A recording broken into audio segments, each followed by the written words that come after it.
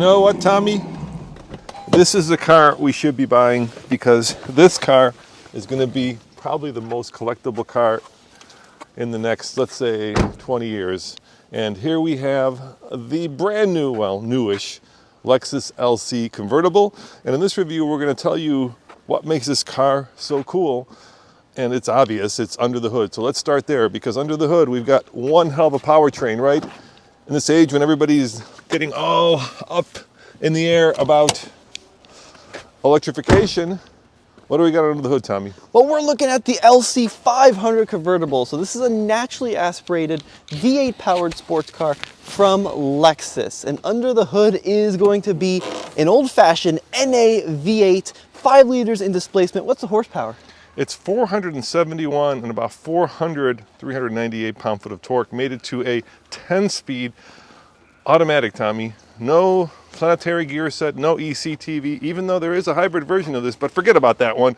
Let's focus on this one because this is the one I get. Yeah, this is an absolutely amazing powertrain, right? Lexus actually has quite a bit of experience with these NA V8s. We've seen variations of this engine in F models in the past, but it's made its way into the LC 500 here. Now, there is a hybrid version if you want the coupe. LC does stand for luxury coupe, but the convertible only comes in that V8 powertrain. And let's talk about the design, because that really is what is going to make this car so desirable going forward. Even though this is going on, what, 4 or 5 years old, maybe even 6 years old in the design department, it is still one of the most attractive new cars on the market. The angular front end. This is the best application of the spindle grille and this really complex headlight design that not only incorporates the main beam as well as your high beam, but you also have this cool grayed out finish and that iconic point that makes that daytime running light of the Lexus. Coming along the side, this car does have the optional 21-inch wheels, a staggered setup. It looks great. And just the sculpture, the curve of the way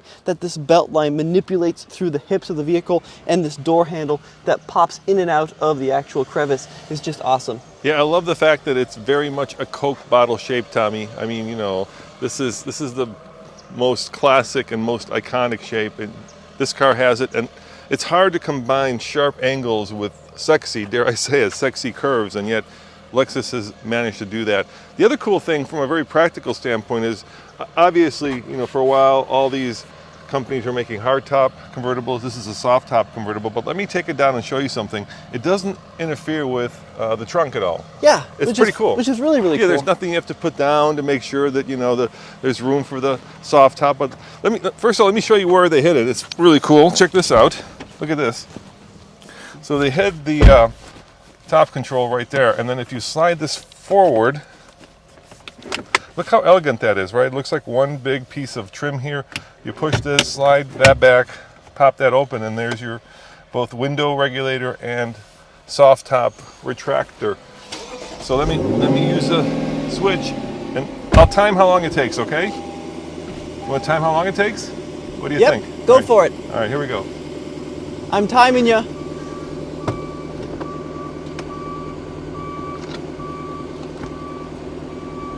All right, that's 10 seconds there. That's 12 seconds, 13, 14 seconds, and that top is completely down. Hop in, dude. Yeah, let's take a look at the inside of this car. Now, they did a really nice job actually bringing some of those cool sporty design elements to the interior of the LC 500 here. So a lot of those cool swoopy curves have made its way on the inside as well. And it's a very driver-centric dashboard, right? So a lot of the controls are angled toward the driver. I'll hold that. So one of my favorite features, of course, is the fact that there's a traditional clock. You know, that's very old school. It's a little too old school. Okay, well, it depends on your taste, but for me, it's a good old school. The Achilles heel of this, no doubt, is right there. It's this little touchpad. Now, of course, Toyota and Lexus have gone away from this system because it was almost impossible to use. It does have a real volume knob and a real tuning scroll. Same thing with track. So that part is good, but this thing is just an absolute train wreck. I mean, you just breathe on it and it moves. Not a good idea to have a trackpad in a moving car, I would say. Let me turn it around out of the sun so maybe we can find a little bit of shade so we can actually show the interior a little bit better, because we're casting kind of funky shadows. I also love the paddle shifters, Tommy. They're really nice, and actually they're concave on the inside, so your hands fall just nicely in place. It's such a beautiful, beautiful design. That's fantastic. Now, they kind of went in a different direction than their previous sports car, right? Or should I say supercar, the LFA. This car is much more luxury oriented. Of course, the LFA had that magnificent screaming V10.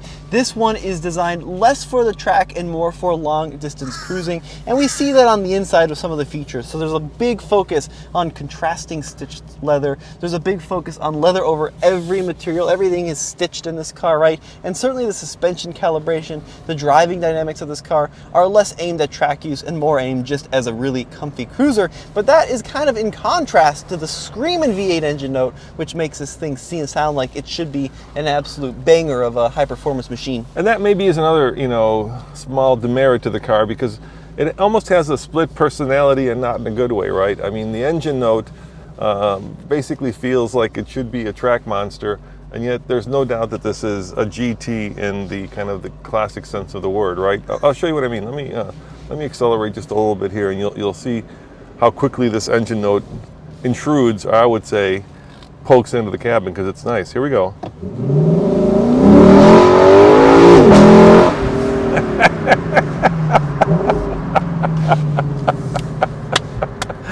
Yeah, I love that. That just makes me smile and laugh because it's so cool. The problem with that is the rest of the car doesn't really match the character of that engine, right? The brakes are a little squishy, the steering is a little numb. Recently, Mercedes, with the new SL, has actually gone after the Porsche 911, and this plays in that same ballpark, right? And so in the past, and actually we got an email from somebody who bought an SL, and they were very unhappy that it went away from being kind of a cushy Grand Tour to being more of a 911 competitor. So if you want that cushy convertible, this is the one to get now, because like I said, the latest generation of SL has definitely got a much harder edge to it. Absolutely, yeah. There's not a lot. I mean, there are different modes, right? You can dial it into Sport and Sport S mode there, and that'll change the instrument cluster. By the way, like that. Yeah. I love how it actually shifts and moves around, partly digital, partly analog. Very cool design. But you're right. I mean, even in the sportiest of setting, the experience is not something that would make you really want to go thrash this around a mountain road. Now it will, right? We've got a buddy James who has one of these, and he drives it hard, and he loves it. But it's not designed to be a harsh cruiser. And that's kind of what I like about this car in a lot of ways too, right? Is because so many cars like the 911 and the SL can be had in those compromised track-focused machines, when all folks really do with these is drive them around cities like Marco Island, Florida, which is full of, let's be honest, older folks that just want to drive slowly. And let's be honest as well, those are the people that are buying this exact car. You mean this is a popular car for heaven's waiting room, Tommy? Is that what you're saying? Your words, not mine, Dad. But no, it's just, I mean, the MSRP on this thing, right around $115,000 is equipped, right? And there's not a lot of 25-year-olds that can afford a $115,000 car. To put this in perspective, they sold roughly 1,387 of these last year, right? So that's 3.8 a day.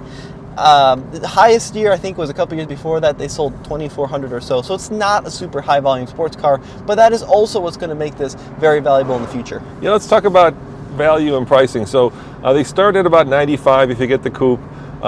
If you want the convertible, probably another $8,000 to $10,000. So you're at about $104,000, $105,000, and then with, like you said, all in, we're looking at about $115,000. Now, like you said, this has been around for a number of years now. Used ones, the coupes, are selling for in the $70,000 price range. So it hasn't seen that modern appreciation curve, right, where like a new car comes up and it just goes right through the roof. It's been the classic where it's slowly depreciating.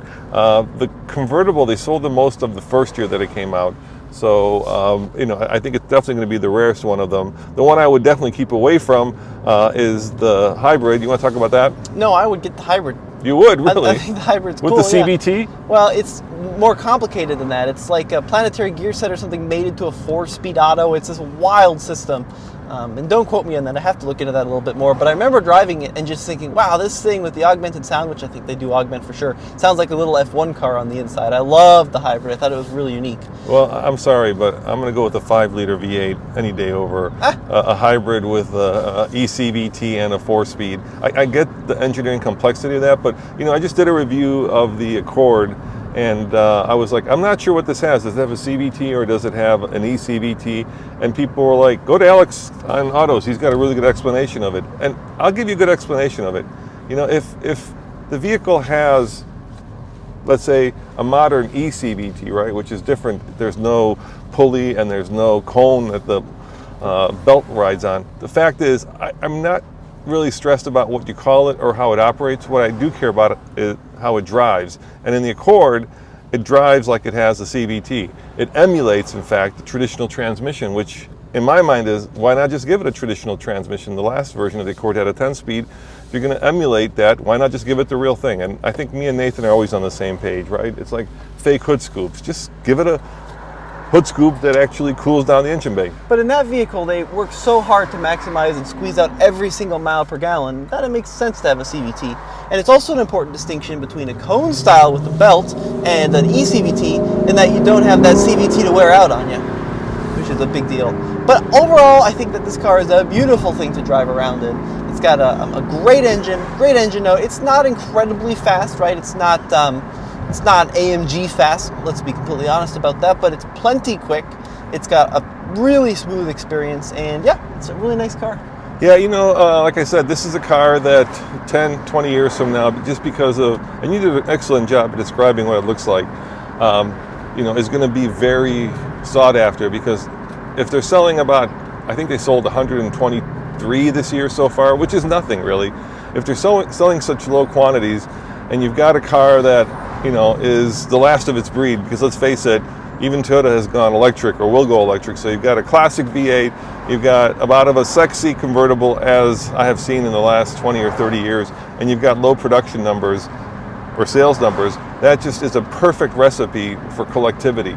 And then the only question I would ask myself is, what color do I want? Our friend James has the red one with kind of that sand interior. I think that would be... He's got a blue one. Is it a blue one? Yeah, he's got a blue one. I think Moto Man has the red one. The red one. Yeah, you're right. You're exactly right. So, you know, people, I think, who are in the know are buying these because they're rare and they're cool. And this is definitely a car where you don't do a double take, and we're going to park it right here, but you do a triple take as you walk away from it, because it's just so incredibly beautiful. And like I said, it's really hard to combine, you know, a lot of sharp angles with curves, and they've managed to do that in this car. Yep. All right, guys. Well, we'll see you in the next video. Yep. And do you want to show it to one more time as we get out? Just because you've parked here in the compact spot. I did park in the compact spot. No, we won't be here that long. It's okay. It could be kind of compact. It's a pretty small car, Tommy. I'm not sure about that. I'm going to show him the trunk too. Hold on. Yeah, let's show him the cargo space. It's actually very usable, so it's also in some ways practical. Show the rear. Let me pop it. I like the way these taillights work too, by the way. You end up with this infinity effect where it looks like they go on forever. Yeah, pretty good space. It's not very deep though. It's pretty And look what they did for better weight distribution. Yeah, you got the battery in the trunk. Yeah, pretty good sized trunk there. The one thing that's not practical about it is, of course, the rear seat. So this is a 4-seater. Yeah, that is the smallest rear seat I've ever seen. Yeah, that's definitely almost unusable. You do get the wind deflector, but look, you can see there's got to be 18 inches of space between the backrest and the backrest here. Yeah, not really even something for little kids, but maybe insurance reasons. Is that an air scarf? That is an air scarf, exactly right, yeah. All right, folks, well, let us know what you think in the comments below, and we'll see you in the next video. Ciao.